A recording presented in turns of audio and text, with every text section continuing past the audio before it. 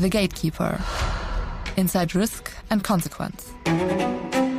Der neue Podcast über Führungskultur und Wirtschaftskriminalität. In conversations, we normally give more information than we should. I'm already scared to open up now. Each one of us has vulnerabilities. The most sophisticated person, the smartest person. Putin let that Labrador into the room, knowing beforehand that Merkel is afraid of dogs.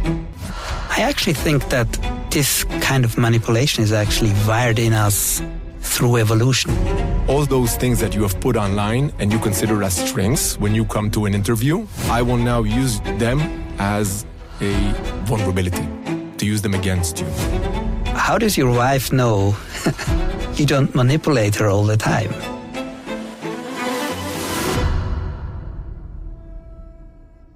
Welcome to today's episode of the Gatekeeper podcast. In this episode, we will examine how open source intelligence and psychological insights can shape the outcome of meetings and relationships. We will explore how social engineering has evolved into a critical risk within high-stakes legal and business environments where trust itself becomes the primary target. Our discussion will focus on how individuals, lawyers, executives, and advisors can be subtly influenced through well-crafted interactions, data-driven profiling, and relationship-building tactics, sometimes leading to enormous damages for companies and individuals. In addition, we will explore the ethical art of persuasion, a particularly relevant skill for lawyers and legal professionals. We would like to approach both topics through concrete, real-life examples. In order to do so, today we are joined by Adi Schiffer, who brings extensive experience in analyzing how influence works in high-stakes environments and how professionals can better understand, anticipate, and respond to it. Leveraging extensive experience in civil services and cybersecurity firms, Adi provides expert and personal guidance to families and organizations on navigating the complexities of information gathering, encompassing both technological and human dimensions. His approach is informed by a distinctive blend of perspectives and practical expertise, deploying proven methodologies to address the evolving challenges in today's dynamic environment. Today, he is a partner at Forentec, a Swiss firm specializing in cybersecurity, digital forensics, and investigative services, supporting law firms, financial institutions, and public authorities in handling complex cyber incidents and investigations. My name is Max Beckert. I'm the co-editor of the Gatekeeper Journal and a lawyer at Baron Carr. And today, together with Joel Fischer, publisher of the Gatekeeper and head of the investigations and compliance practice at Baron Carr, I have the pleasure of conducting this interview with Adi. Adi, we are thrilled to have you with us today. Thank you very much. It's great to be here.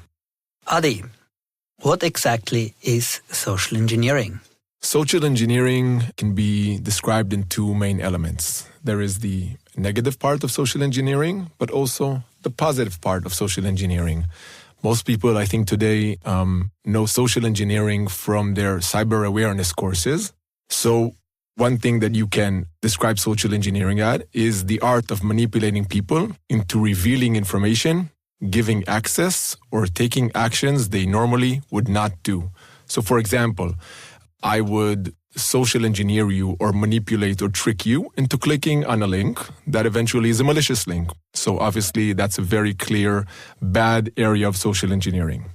The other part is, and could be explained differently, is the art of understanding and influencing human behavior to build trust, foster collaboration, and guide conversations toward productive outcomes. So basically, we can say it's also a positive thing. So if you put two people in a room and eventually they have a common cause to reach to a good goal, if one has more leverage or understanding of the situation than the other, they can actually guide the conversation towards a meaningful and productive outcome based on understanding the situation, understanding the other person's motives and his take on life, and obviously understanding about the information or the positioning that person is coming from in that particular area. So I would say that social engineering is the intentional shaping of perception and behavior through controlled interaction. That's the bottom line, and that's how I would classify it. So you said we have like the good and the bad. So, as a lawyer, I always start with the bad. So can you give us a real case example of social engineering, where it was like a bad one, like when it used badly? So, like I mentioned, the lowest common denominator of social engineering attacks would be, like I said, more in the cyber area, where we would have those phishing campaigns or somebody manipulating an employee of a firm to actually doing something that they're not supposed to be doing, like giving information about a firm. And then it's basic manipulation. But what I'd like to talk about in the bad area, and I think this is affecting today firms, is the trust area. So many firms today have social engineering attacks conducted on them by people being inputted into a firm, eventually to have access to high positions, information in critical areas, eventually creating trust among high-level senior people, and eventually giving data back to sources that they're not supposed to be given. So that's basically undercover. But in a bad way, right? It could be undercover, and it could be not. It could be just certain people that have decided to hurt the company and decided to do it maliciously. And therefore, they would gain the trust of the CEO or the CFO or somebody in high position, and they would engineer situations where that person would give them more and more information about the firm that they do not have access to, and eventually bringing that information to themselves and to threat actors or bad people or competition or people that are not supposed to have this information. In those social engineering areas, basically, there's many examples of this in today's environment.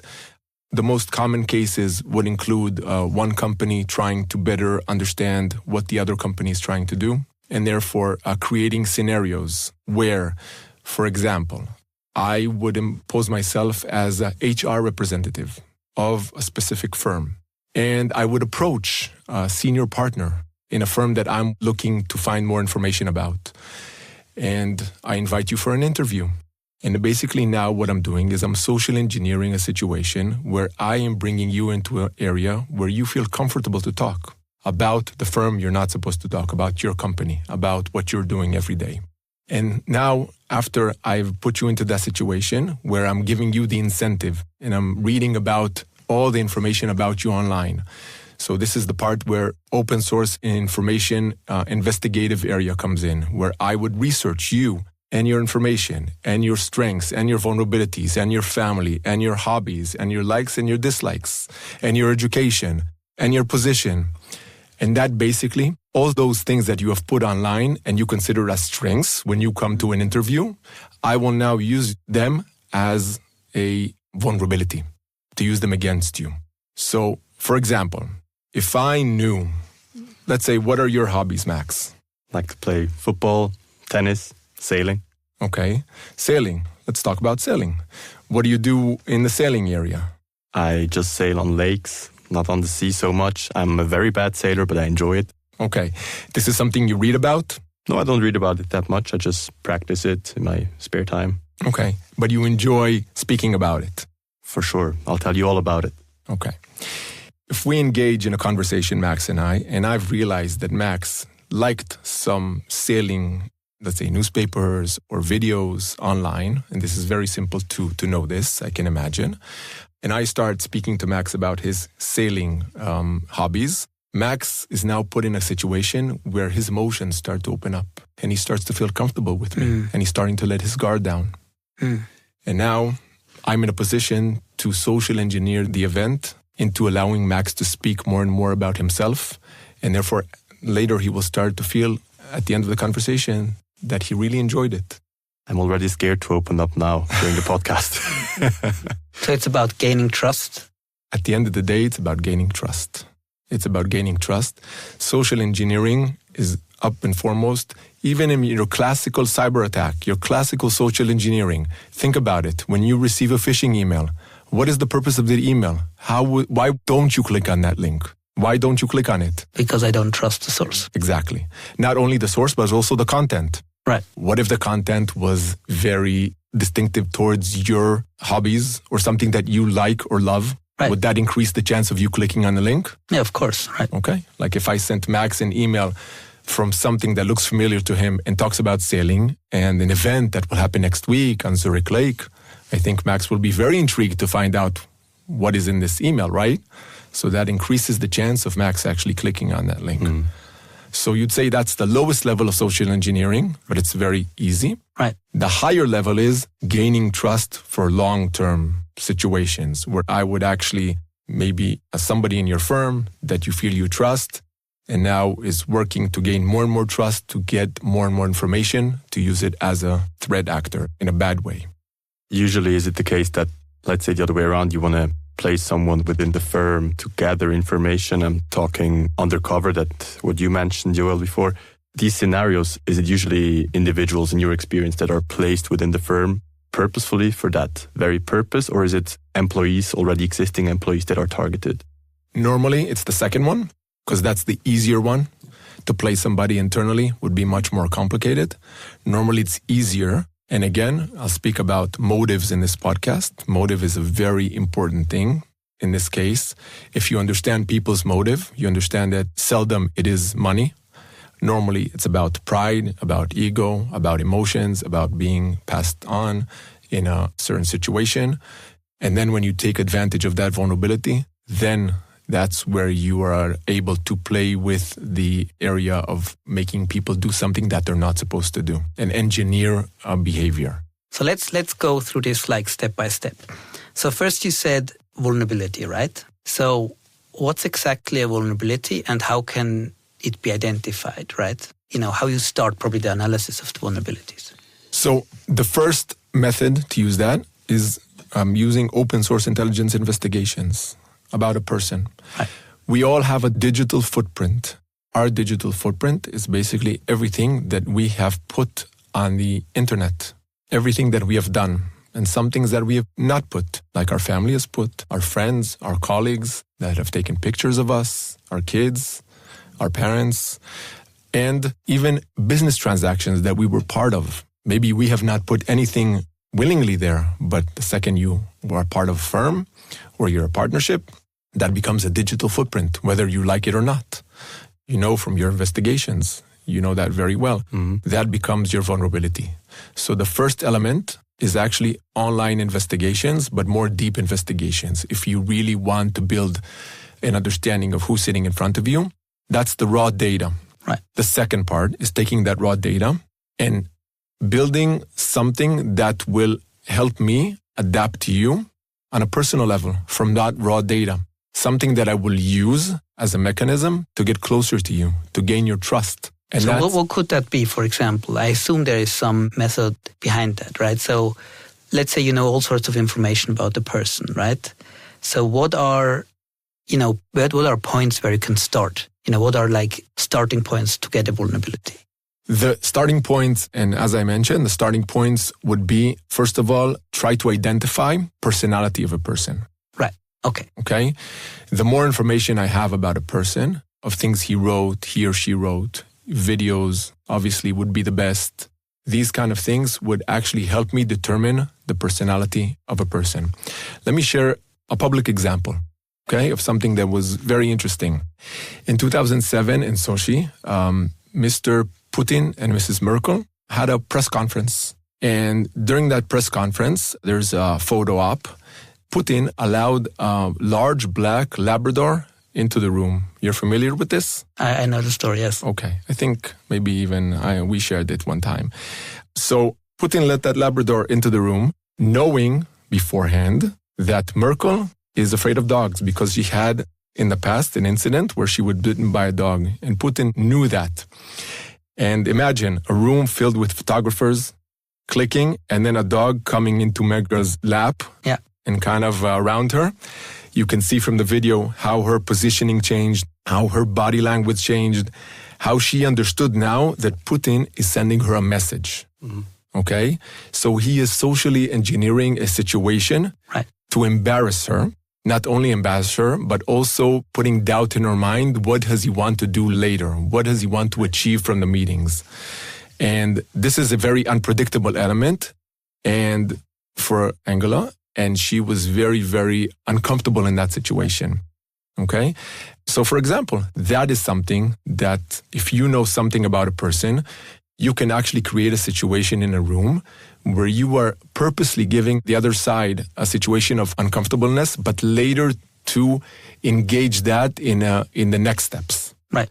It sounds like there's two layers to that. Like, firstly, there's the fact that you want to make that person feel uncomfortable to use it afterwards in the situation later on. But also it sounded like she knew or might have known that this was done on purpose. And that's also a second factor that comes in, that you have the feeling of fear, a sensation of fear, and asking yourself, why does this person do that? What's coming up next? That's exactly the point. So in this case, it's a social engineering event where she understands it's a social engineering event, which is even more sophisticated. Right. Because then she's thinking, okay, what's going to happen in the meeting now? Where is he taking this? Why is he doing this? I mean, she understands at some level, but she has to analyze this by herself. Right. Okay, as opposed to a controlled environment where maybe she has a few advisors giving her some thoughts or ideas how to better protect herself. But now she has to kind of manage the situation and control it. And fear is involved, which is very difficult to hide. Fear, shame, these kind of emotions are very tough to battle, especially when you're confronted with them live. Right. So you said it's the personality. Are there different types of personality that have different vulnerabilities? And can you, if so, I don't know, can you describe these personality types? Okay, so I'm not a psychologist. I think that we all have vulnerabilities. Each one of us has vulnerabilities. The most sophisticated person, the smartest person, at the end of the day, vulnerabilities are back into our emotional state. And those are the areas that we have to see how we take advantage of.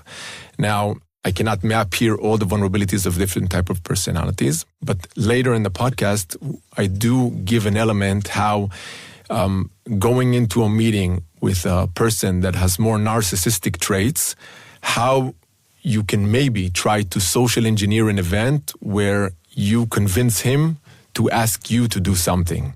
Right. Because it has to be his idea. As you know, narcissistic people mostly want the ideas to come from them. Otherwise, it's not considered a good idea. Of course. And so later, when we talk about how to social engineer a situation into something that benefits you, how we can make that happen, maybe by creating the right environment.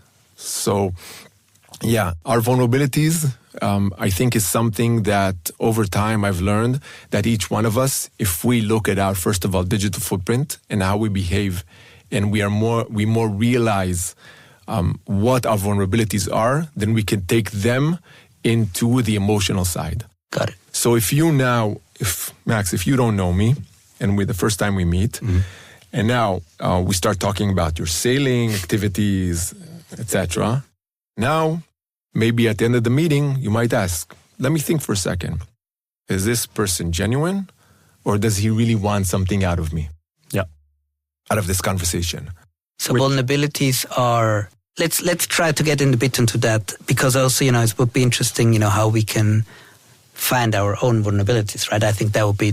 So vulnerabilities are probably things we are fearing. Our fears are probably vulnerabilities. Things we fancy, so things that we think are great are vulnerabilities. Our desires are probably our vulnerabilities. What else? What else are vulnerabilities? Fear. Things we are ashamed of. Fear, ashamed of, okay. As young kids, the first thing, if we did something wrong, what is immediately our first emotion? It's shame. Shame. And then fear of getting caught, by our parents or some authority that is important to us. Right. So those are the immediate elements. Right. So if you want to actually take control of a conversation and make somebody feel, you see in some conversation, especially in business conversation, you see that somebody comes with more authority. Some people are afraid of authority. They don't feel comfortable with authority. I may tell you, Yoel, please go get me a drink.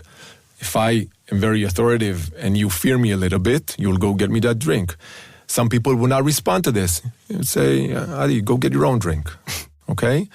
So everybody has their areas where they're feeling more vulnerable. And first of all, understanding, let's say, what you post and how you react to certain situations. Are you apologetic a lot? Are you sorry for your existence? You always have to say, I'm sorry, I apologize, I'm sorry, I apologize. That's, okay, something that you feel more insecure.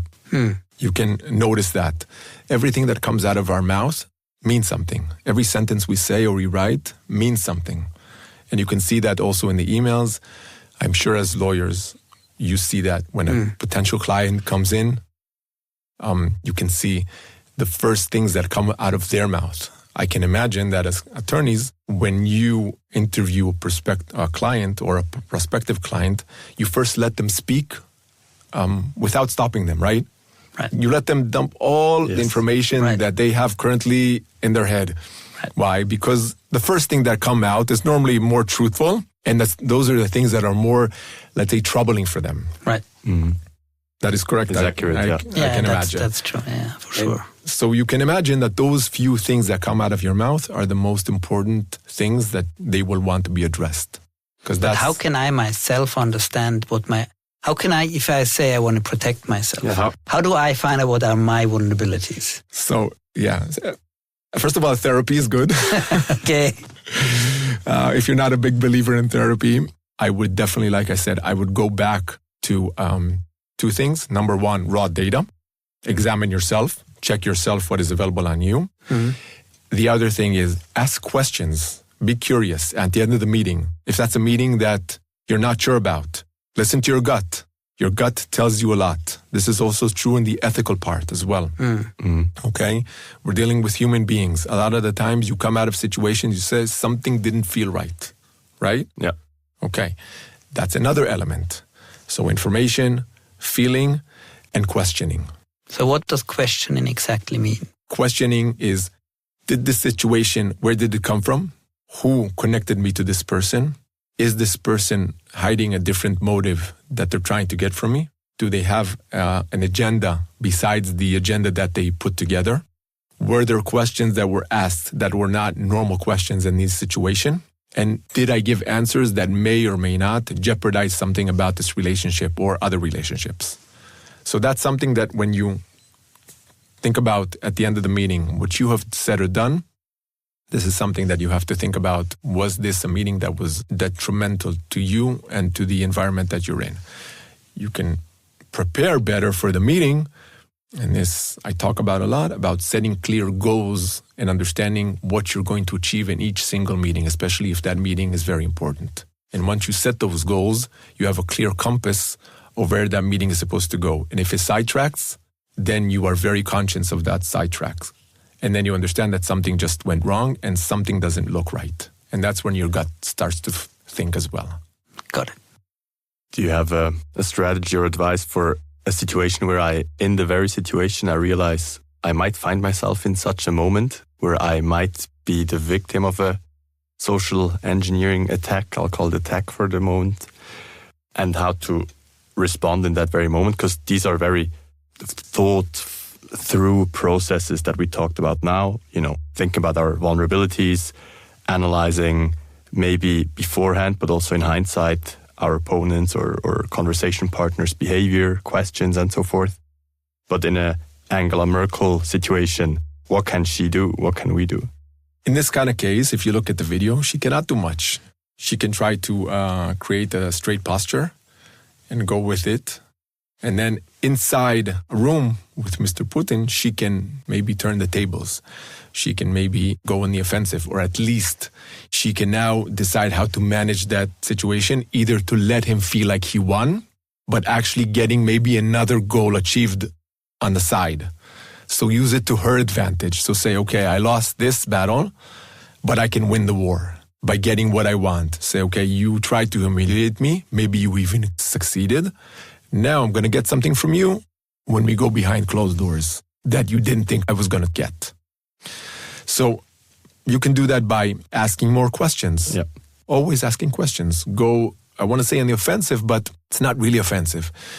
But again, I would not reveal to the other side that you feel that there is a certain problem here. I would now try to understand more the situation and to get to the bottom of it by asking more questions. And or maybe giving input that you now decide to give input inside that meeting. That could be maybe a bit deceiving or maybe different input to see what happens with it.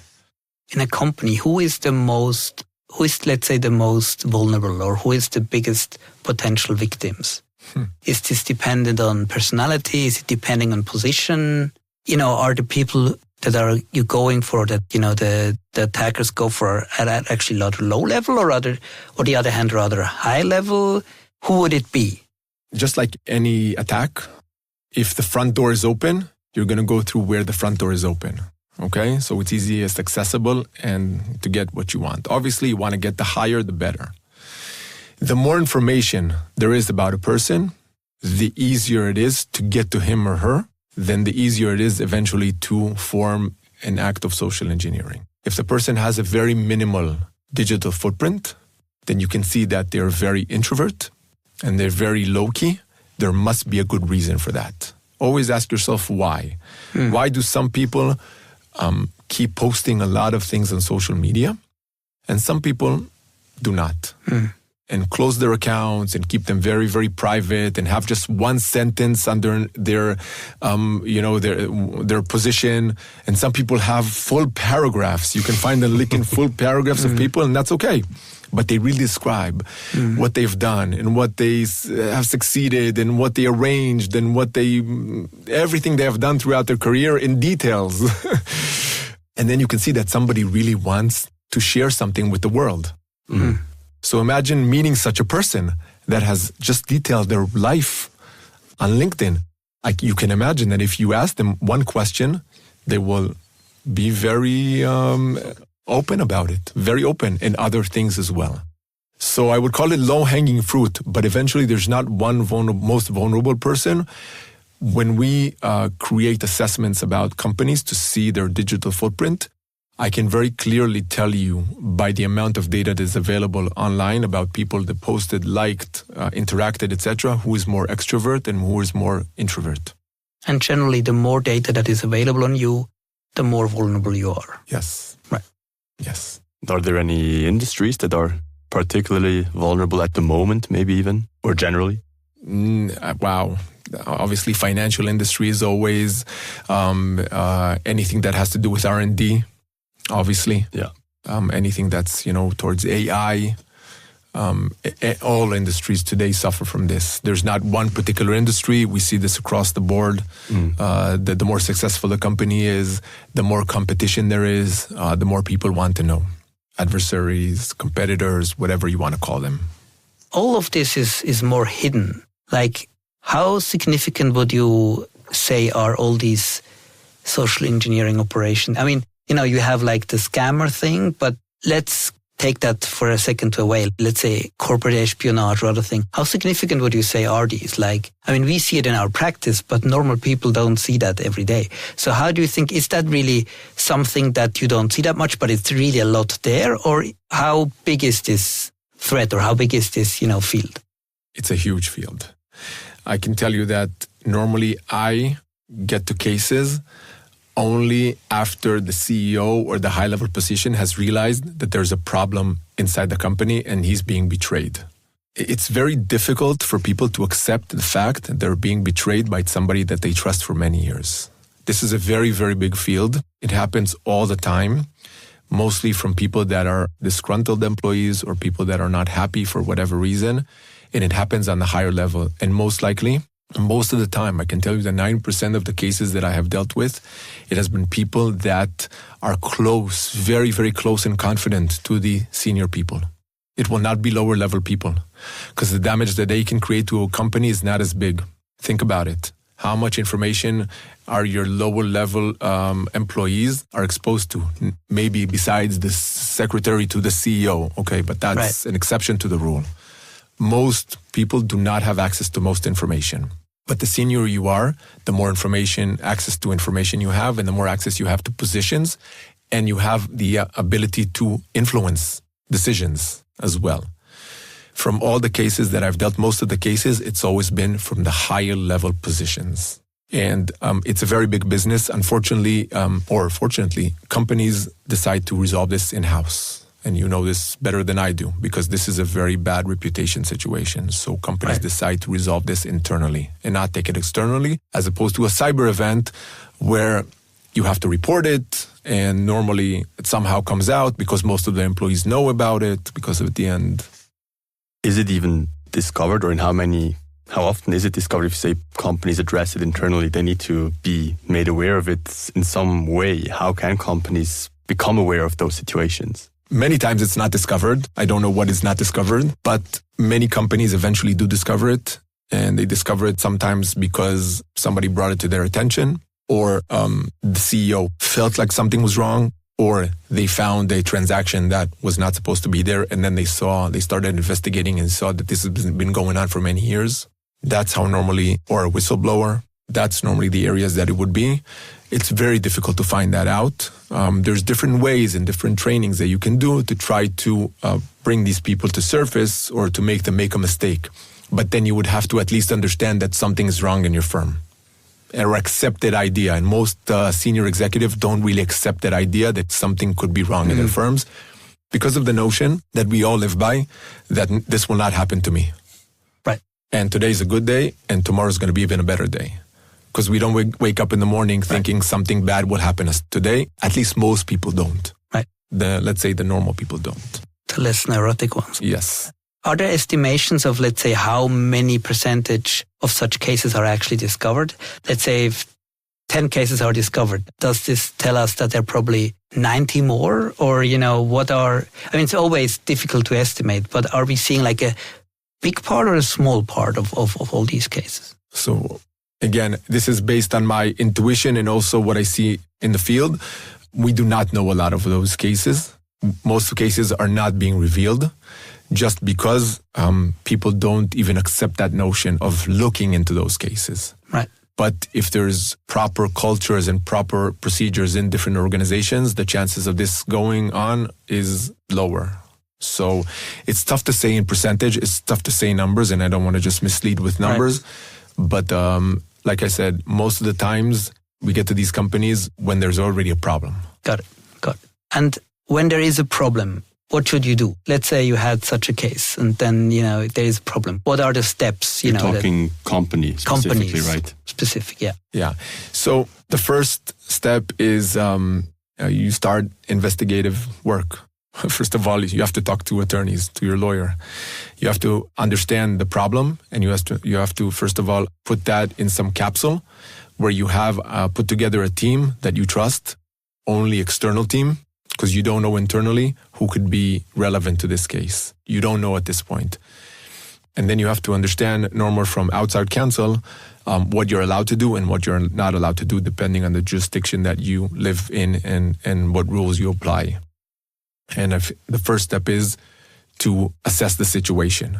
And that's investigative, forensic, and then you start to form a plan that you start to collect information, collect data, to start lower and basically come towards the person or the people that you think are right now causing harm to your company. After that, you form a plan that eventually, if you already understand through the forensic investigation who this person is, that will help you for the next steps. But that's the easy part. If you do not understand and you just have suspicion, then you're in a different area. And then there's different types of situations where you can actually apply some investigative analysis on people, information OSINT, learn more about them, see their activities, see the irregularities, see their social networks, see who they're connected to, maybe adversaries. There's a lot of investigations that can happen in the background that you can do, of course, legally, without allowing the other person to really know what's going on. So basically, it's a lot about collecting information and forming a plan of the next steps. How would you think do new technologies, I'm thinking AI, deepfakes, impact and change the landscape of these threats? Tremendously. Today, I can tell you that, especially in the blockchain area, North Korea, for instance, has armies of deepfakes, video, audio. Today, all I need would be a 5-second sample of your voice to create a real identical voice. Video the same. You can download any app today and you can create a deepfake video of yourself. I can create a deepfake video of yourself in no time. Very, very easy. There has been already cyber attacks where actually a CFO there was somebody imposing to a CFO when he brought together a video call of staff.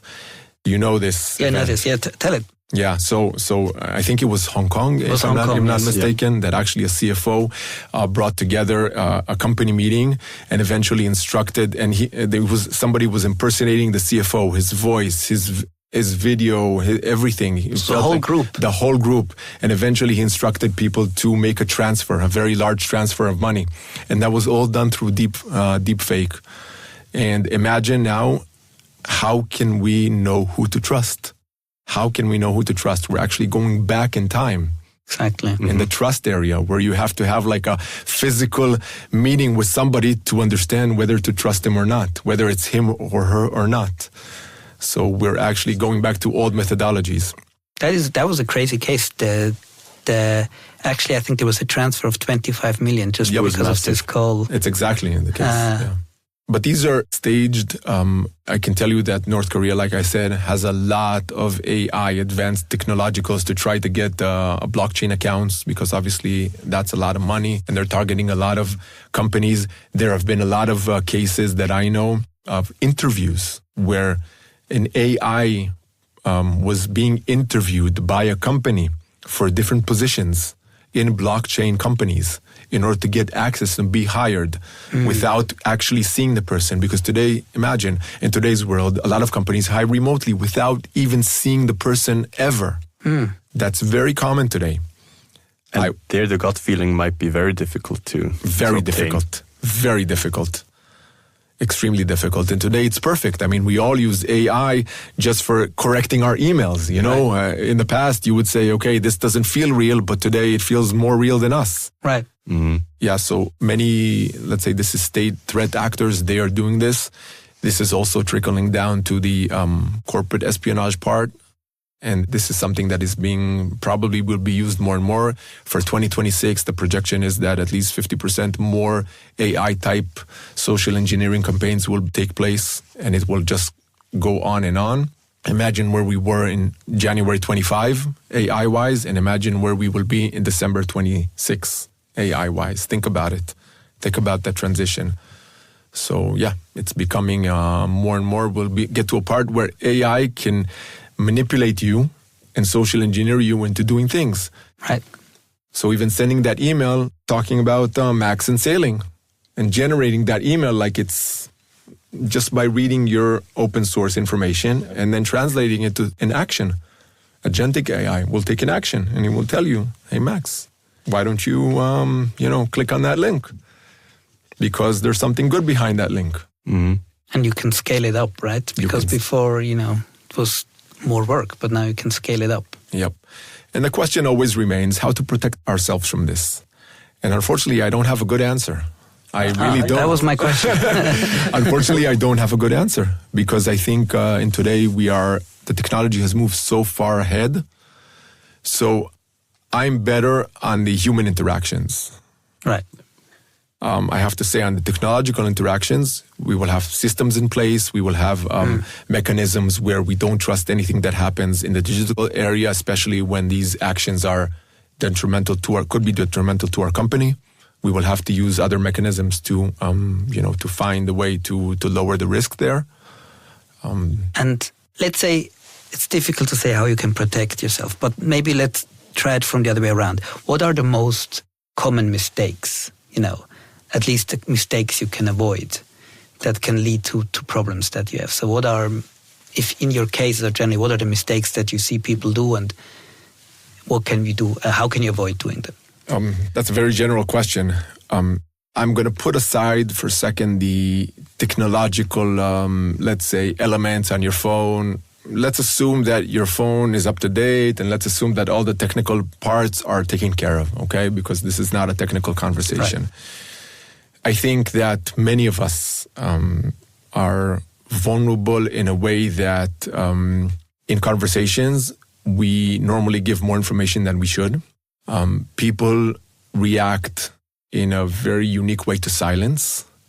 Most people have the tendency to complete silence with information that is not supposed to be revealed because we do this out of uncomfortableness and thus creating another platform of entrance into our world, into information that is not relevant. So I think once we understand our personal information, once we understand that we don't have to give all the information on the first shot, once we understand we can limit the amount of data that will be exposed, and I'm not talking about basic interactions, I'm talking about more high-level stakes where things are important, in a meeting, in a negotiation, in an event where we have to be the mediator. Let other people speak. Let other people engage. You will still have the upper hand. The more information you have about the other side, the better it is for you to plan the next steps. Think about it. Let other people talk first and create a silent situation where other people have to engage and have to give out information that they're not supposed to use. And be aware if somebody's using it against you. It's very interesting.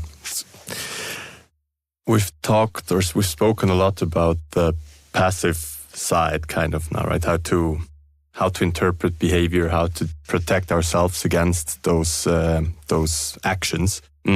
Now let's maybe move a bit towards the active side, how to make use of, let's say, a positive form of social engineering or maybe persuasion. But before we do so, I'd be interested to know your opinion, whether we are all in a way somewhat social engineers, often even without realizing it. Are we doing this subconsciously in our everyday conversations or business conversations, or what's your take on that? So my take is very clear. We manipulate each other every day since we are young. Our kids manipulate us every day. We manipulate our coworkers. We look at manipulation as a bad word, and many times it could be, but it's also something that how we interact in our daily lives. Those who have children know when a child looks at you with those eyes and asks, "Daddy, can you please read me that bedtime story? Just one last story." That's a manipulation. Your child is emotionally manipulating you. You have done this to your parents. That's how they grew up. You most likely agreed. Then they saw that it works, and that's how you grew up. And now when you need to get something from a coworker, you may manipulate them. Right. Once you understand if they're more emotional or logical, you will appeal automatically to each of their sides. Right. So we manipulate each other almost in every conversation to do something that we want to be done. I actually think that this kind of manipulation is actually wired in us through evolution in biology. Like there was an interesting book that I read about general evolution, and they were talking about drongos. Do you hear about drongos? Drongos are like birds, and these birds are the ultimate social engineers. So the birds they steal the food of others. For example, meerkats. And how do they do it? Like meerkats, they get these animals, but meerkats are very they are very vulnerable, right? Because, for example, if an eagle comes up, it can just get them. So they always have a lookout. So what does the drongo do? The drongo goes next to the meerkats, and if an eagle comes, he warns them. He makes a sign and warns them. And so he does it like two, 3 times. And that's the way meerkats get trust in the drongo, right? And once the meerkat trusts the drongo, he does it without an eagle. He just does it, and then the meerkats just go away, and then just takes all their food. So he basically tricks them. He's a real social engineer. But it's getting better. He's like a really good one. So then the next time he does it again. And this time the meerkats, they don't fall for him anymore, right? Because, fool me once, okay, but, the next time they don't, and they tell him go away, right? So he does it again. And that's also interesting because when he does it again, he gives the meerkats the feeling they got him, right? And then what he does, the next time, he can mimic the sound of the outlook of the meerkat. He can make exactly the same sound as the meerkat. And then he does this sign, and then, that's our outlook, and they go again away and he takes it again. And he can take this like several times, and that's complete social engineering. And that's strongest, but you see, for example, chimpanzees, they have exactly the same. So like the lower chimpanzees in a food chain, they are generally dominated by the alpha, and sometimes they say, oh, there's some sort of a danger, and everyone runs away, especially the alpha, and then they get all the food for themselves. So I think it's kind of a evolutionary, advantageous behavior, and I think we are actually all deeply wired in with that. Absolutely. I agree 100%. And the idea is, and you asked this, once you realize that, then you can use it to your advantage. Right. And once you realize that your son or daughter is actually manipulating you into something, you realize that. Now you can use it to educate them about something else, or you can use it to your advantage. And then when you grow up, you can use it in business scenarios, in friendship scenarios. Again, it doesn't have to be a bad thing. It doesn't have to be. What is the source of manipulation? Basically, somebody's asking you of something. They're requesting you to do something because they need it. It's their need, and they're asking of you to do something. Now, some people have a straight way, go get me water. And some people have to say, I'm very thirsty. I'm really thirsty, Yoel. Please, I'm really thirsty. Okay, can I get you water, Adi? Yeah. Okay. So it all depends. I used to silent thing. Oh, yes, you do. I can imagine. Yeah, which leads us to an interesting point, right? Which is what persuasion techniques are actually effective in practice, in your experience. What techniques should be applied and which are less effective? So again, that answer to that question is it depends. It depends on personalities. And here it's very important to understand the personalities. Now, it's not in the level of let's be a psychologist and really learn those personalities or the behavior patterns. If you know somebody, then you know more or less the reaction, and you know what makes them tick. You understand what is more painful for them and what is easier to absorb. I can tell you that we have marital disputes, when people are separated, especially when it's high profile, or especially when it's people that have a lot to lose or to gain from a certain separation. Many of them, you see them at the end of the day going to court and battling each other to death.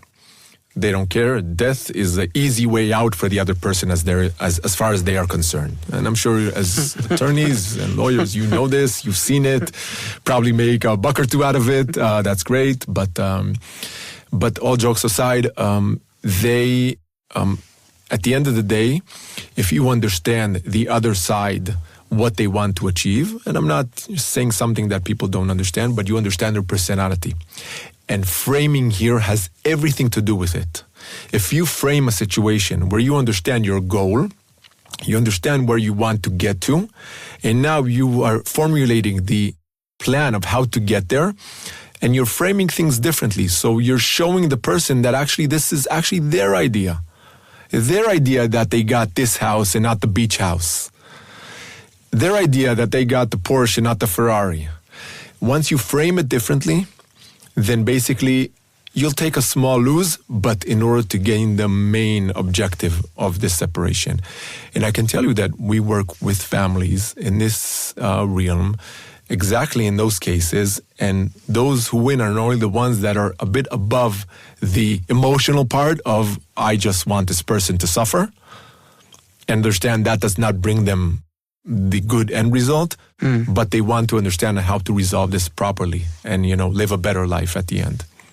Can you give us an example how a very concrete, how would that work, I don't know, in a divorce or settlement, whatever it is, what's exactly the circumstances and how can you get the other person? So yes, so number one, here actually we do use sometimes psychologists to actually evaluate the personal traits of the other side and what actually, how they would react to certain offers that would come to the table.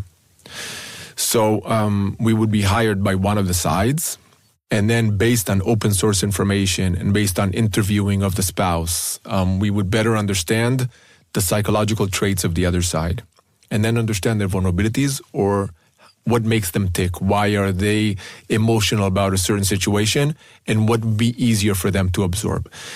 So if somebody is a more, let's say, abusive person, and somebody is has very low self-esteem and self-confidence, you know that these kind of people, you don't want to push them into a corner because that will basically cause a very extreme reaction. Could be a violent reaction, either verbally or physically. These people you want to address in a certain way. You want to build a scenario where they feel like they are actually the winners. They feel like the idea came from them.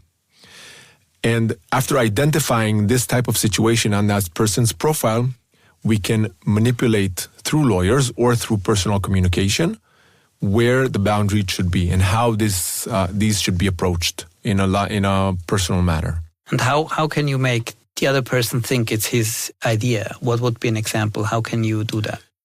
You can put words based on things that happened in the past. So remember when we spoke about the beach house and you mentioned how you wanted to make this into your new a workshop to work on boats. So I thought that, this could be an amazing opportunity for you based on things that you mentioned in the past throughout the relationship, that this could be very, very interesting for you. So you basically asked for the beach house.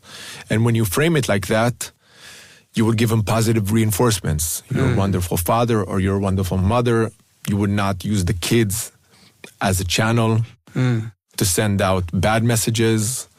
Even though the other person may be sending out really extreme messages, you would stick to you're a wonderful person, continue being a wonderful father, continue being a wonderful mother. You would use certain tactics to build up the self-esteem of the other person and make sure you're not humiliating them. In the case of that person that has a very low self-esteem. It almost sounds like a kind person is automatically more of a manipulator. Most of information is obtained via smile and not an extortion. The best type of information is always obtained through smiles and kindness and not through aggression. People close up in aggression. People open up to smiles.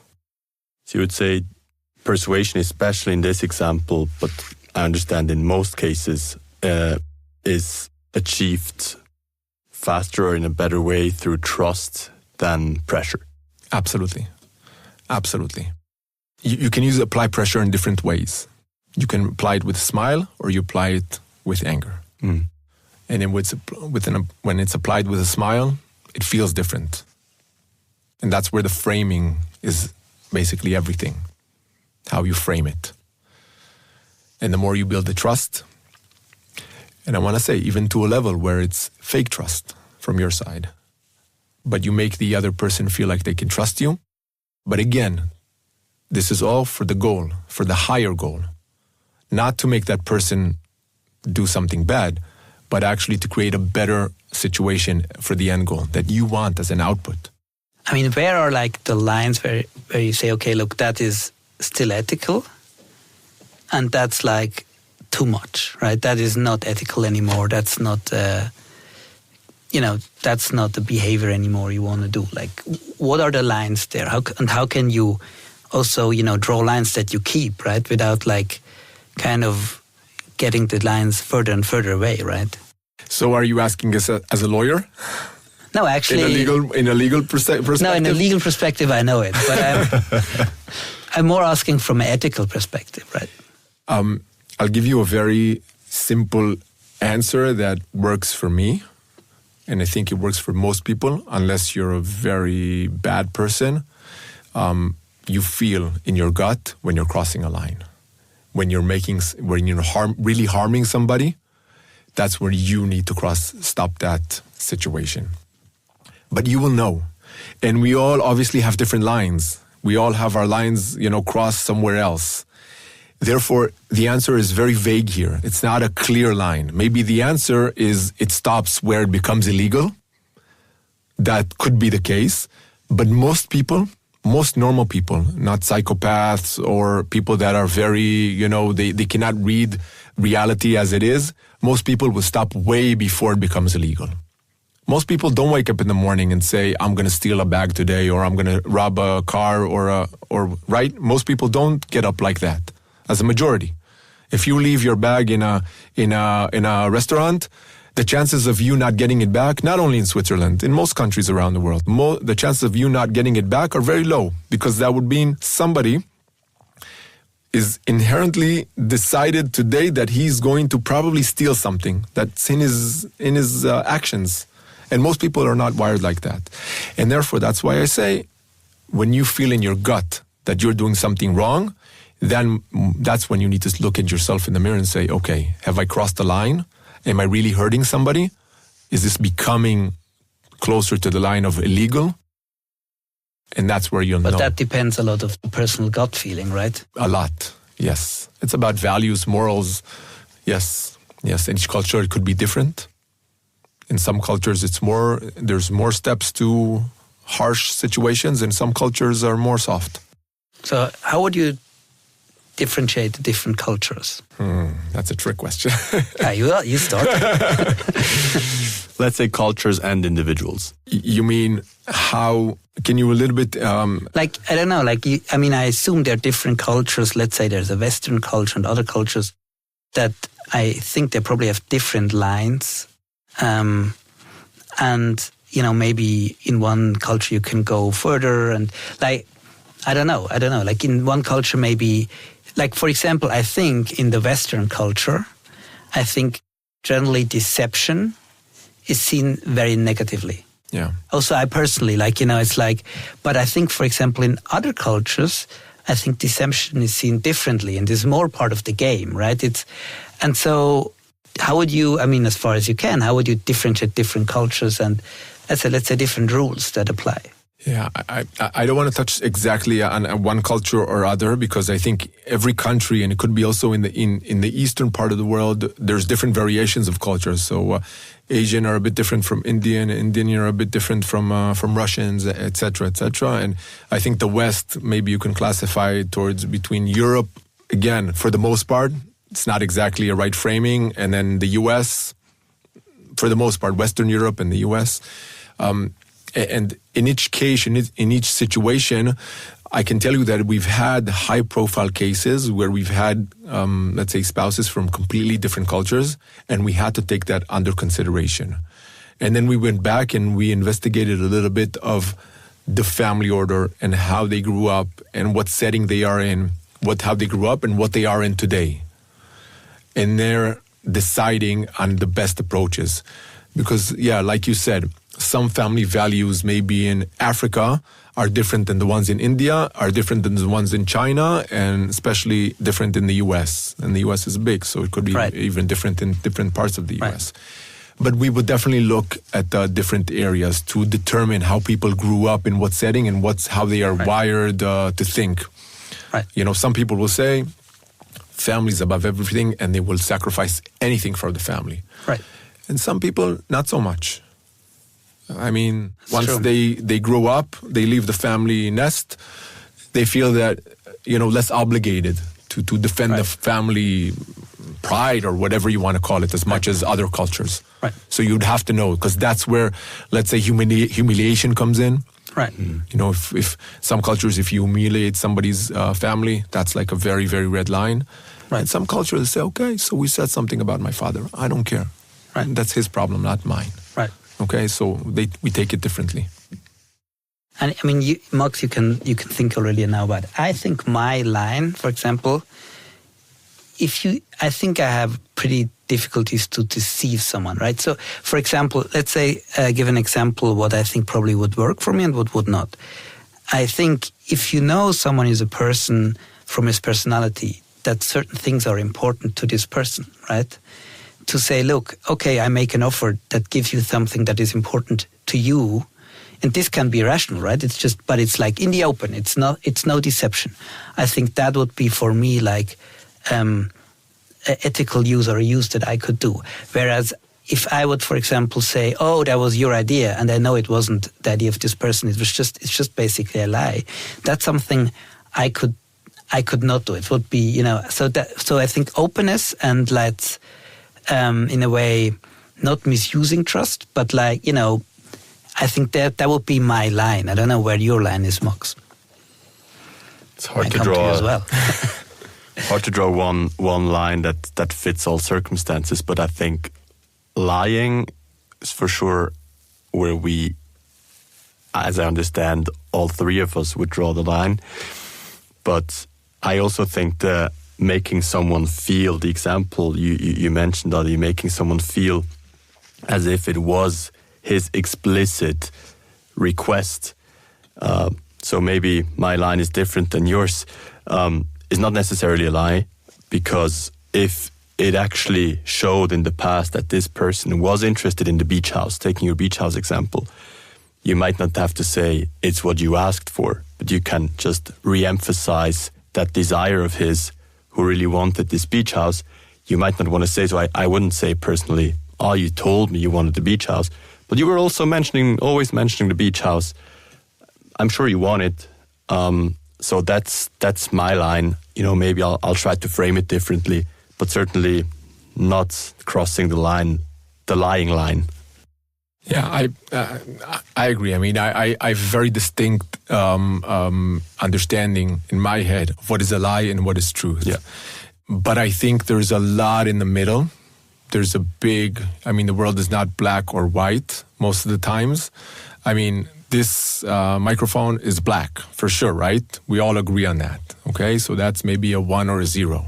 But in relationships and in conversations, you can say something with omitting other information and then give a perception that is the truth without telling the entire truth.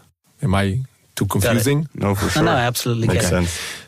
And that's the framing part that I'm getting to. That's the framing part. And that's not lying, but that's creating a version of the truth that is, let's say it's not a 1 or a 0. So you're not lying, but you're giving a version that you want to hear, that Joel or Max, you want to hear now that version of the truth. And I also think it depends on what setting you're in, right? Personal, business, and how important this is, the end goal is. But for sure, framing sounds, throughout the whole conversation, it felt like framing is a big element of this whole mechanism. Framing and motives. Yeah. How do you do that?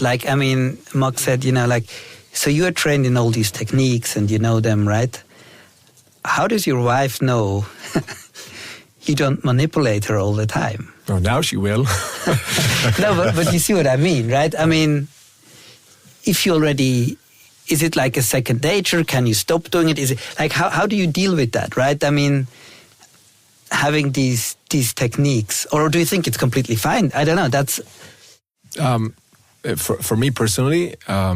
I believe I have the ability to hold those things in an area where I live my life on a normal scale. I don't go around manipulating people, just like any other person. I think I'm a good person. I believe in good things, and I believe that people are good naturally, and I believe I'm good naturally, and I see the world in colors.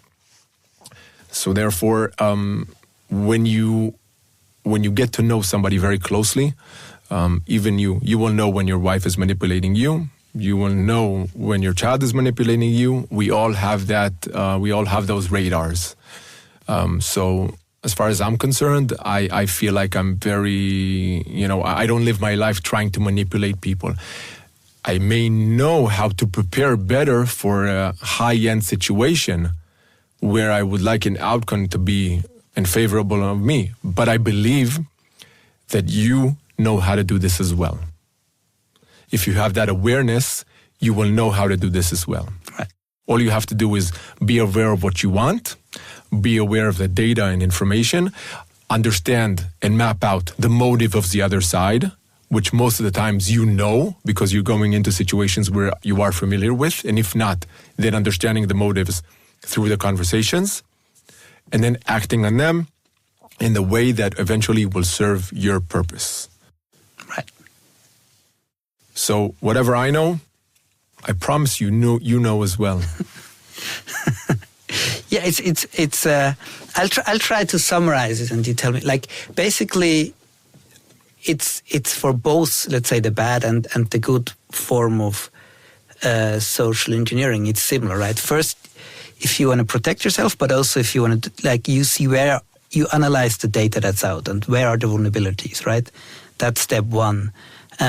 Step two is probably you define a goal, and then you see how these vulnerabilities, or you could also call them potentially, let's say motivators, right? It could be negative or positive, whatever, and how these motivators, go together with this goal. And then the third part would be like how to create a situation and probably engineer a situation where you can use these levers to get to your goal. Is that roughly the summary? That is roughly the summary, yes, absolutely. That is roughly the summary. Framing motives of the other person, a lot of listening to the subtext, understanding what the person is really asking from you, and then preparation, real preparation, and sticking to your goals inside that event and not moving from them and not being, taken off track by the other side. At least you have your compass. Now, things may go differently. That's okay. We're human beings. That's why this conversation at the end of the day is not a 1 and a 0. There's a lot of gray and colors inside this conversation. It's not something you can say explicitly. This will work 100%. No. What may work for you may not work for you, and vice versa. Are there any specific, and now slowly coming towards the end, since we're running out of time, clear no-goes for any professional, let's talk professional context, when it comes to persuasion? So we just summarized the techniques that we should apply. Is there any red line you just say people should not cross? I think we mentioned this. I think we are all at the end of the day living in a structured environment with laws, and I think to a point where you harm somebody physically or emotionally, I think that should be a red line. Personally speaking, I think that's, but not only physical, emotional. I think at some point, if we understand and know the other person, we understand if we cause them emotional abuse. And I think that's an area, sometimes even more than physical abuse. It's an area that needs to be taken under consideration, especially for people that are close to us, but also for people that we may encounter just in a case that we're up against. Mm-hmm. So that's, I think, the moral area. And I'm sure you guys have moral questions every day in your work about how far you want to go or you feel you think you should go in order to please your client or to win the case. I'm sure you encounter them every day. And well, maybe not every day, but every case I'm sure has its areas for sure. Oh, for sure. It's a constant, I think it's a constant struggle, right? To see, what's the best mix, right? For sure. And who you want to be also, right? I mean, it's like, for me at least, it's important, to at the end of the day do something that you feel is for the greater good, right? In one way or another. And I think this is a very different approach than others have, for sure. I think also speaking with people, with your peers, about a case, about a situation, about the extreme cases, I think really helps. Once you say things out loud, then you commit to them. Or you don't commit to them. Right. Because you understand what you're actually doing. It's no longer in your brain, it's not longer in your head. Then I think that really helps to dissolve it. Right. So I give you now, let's say, I think it's probably the one or two last questions. So one question would be for you and one question would be for you, Max. And the one for you is one example to brag about, like one thing that you did in that space, be it defense or offense, no matter what, that you felt, wow, that was really a great success and, we did that and, maybe why? And then, Max, maybe you can say the 2 or 3 things that you take away from the podcast. So we had a case where we were hired by a senior, very senior person who was managing a big fund. And he was trying to build a new fund, and he wanted to get let's say, a very public figure to join this fund and to lead it. And that public figure, we had to assess. He was very his information was very public. And he for no doubt was a very narcissistic type person. Always wanted to be pleased. And you had to tell him all the time how great he was. And his ideas were the best. And when they didn't come from him, they were not relevant. And we had to somehow convince that person to actually eventually say from him that he wanted to lead this fund. And that was not an easy case because he had so much things in his life going on. And it's not, these people are normally very, very busy. So eventually we were able to get him into a room, into a meeting. And we created a scenario where one of our analysts created a presentation where during the presentation, he mentioned the fact that we are going to build a fund. He didn't say who, but he says we. And we are going to have 5 people on the board. And we're going to have everybody will have a vote. And it will be amazing. And he gave the content of the fund. And then our client said, who came up with this horrible idea? This is not a democracy. We don't want 5 people to decide. Eventually, it's going to be one person who will have to lead this fund. We will find this person and threw that analyst out the door and says, go give me another plan. Basically, the meeting ended at that note.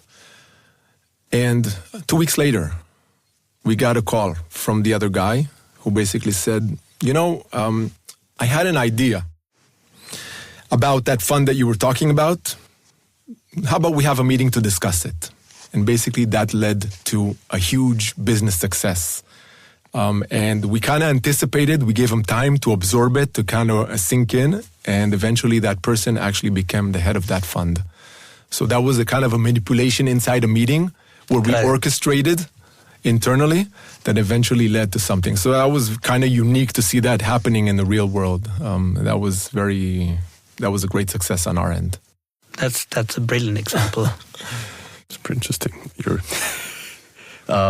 So for me, thanks so much, Adi. It was very, very interesting and insightful also.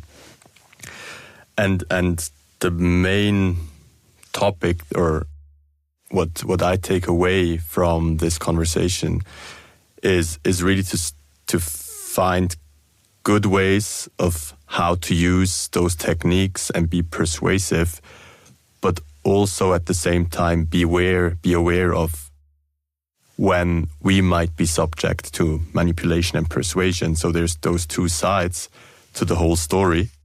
And I think some 3 or 4 key points that are relevant for both of these aspects are one, to know and understand our own vulnerabilities and our discussion partners' vulnerabilities. I think the first part, knowing our own vulnerabilities, is a process that we should all go through, and is probably beneficial for any individual and company. And painful. And painful for sure. The other one, understanding the discussion partner's vulnerabilities, has, of course, needs some research work that needs to be done, and maybe also some getting to know the person, right? Some interaction. And connected to that, being conscious of what we share and what others share, sharing in conversations, but also digital footprint, our online presence, and so forth.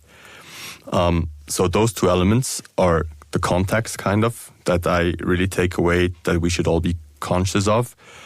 And then to work with trust and not with pressure in those moments when we try to achieve something. Of course, there's certain moments, you mentioned it, Adi, where pressure might need to be applied, but overall trust can be stronger than the pressure. And lastly, and I think that's the difficult or most difficult element, it's to listen to our gut feeling.